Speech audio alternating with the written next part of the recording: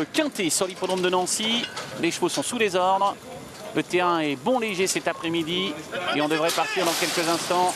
Et les voilà partis avec un départ assez correct tout de suite pour notamment Classicos, pour Supersonic Flight. Alors qu'on est parti assez lentement, notamment avec le 14 Olympique Champion qui a perdu un petit peu de terrain. Et c'est Classicos, étonnamment, qui vient s'emparer du commandement. À sa hauteur se tient en deuxième position Supersonic Flight qui s'est rapproché. Non loin également, il y a Bookend qui est venu aux avant-postes, pas très loin du groupe de tête, patiente des concurrents notamment comme Validor qui tente de quitter l'arrière-garde avec Jolan qui essaie également de quitter l'arrière-garde. On va passer devant les tribunes et Classicos qui est à sa main face à Boucan. Ces deux-là sont en tête pour passer devant les tribunes et Wellmond est obligé de progresser complètement en dehors. Vous l'apercevez ici et il vient se placer devant les tribunes. Allez, passage devant les tribunes avec Ronan Thomas qui a décidé d'aller de l'avant avec Classicos, la casaque bleue avec à son extérieur Boucan qu'il avait devancé de peu dernièrement lors d'une confrontation à Clairefontaine-Deauville. Pelvoux est le long de la corde bien caché, troisième avec à son extérieur Golden Bow. Supersonic Flight est là, Wellmond a recollé au groupe de tête avec notamment le numéro 13 Golden Boy, alors qu'on patiente avec Yorkshire Lass au sein du peloton numéro 7 Famous Lily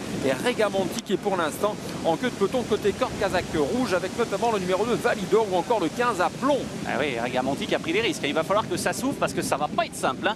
Pendant ce temps-là, on a toujours à plomb à l'arrière-garde, on a Yorkshire Lass et Jolan qui composent les derniers rangs. Ça va bien pour l'animateur Classicos qui va à sa main, Bookend à son extérieur, Wellmond qui commence à être très monté déjà, Supersonic Flight qui vient ensuite, Pelvoux, un parcours rêvé le long de la corde.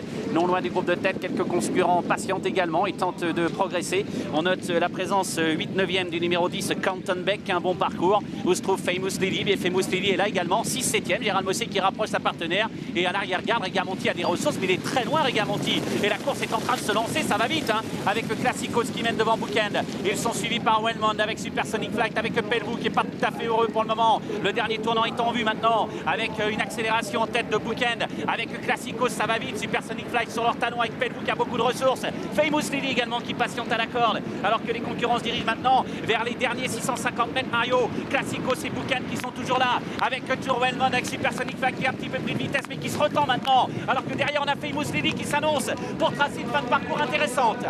Allez, la ligne droite avec Classicos côté corde, Bookend est à son extérieur, Wellmond, Kazakros tente de venir, Pelvoux est le long de la corde, Famous Lily également, et pleine piste, on tente de refaire du terrain avec le 15 à plomb, il ne reste plus que 100 mètres à parcourir avec Classicos qui est à Famous Lily, le 7 qui va s'imposer devant peut-être Yorkshire Lass, devant Classicos, Pelvoux, il y a Bookend qui est à la photographie avec le 15 à plomb.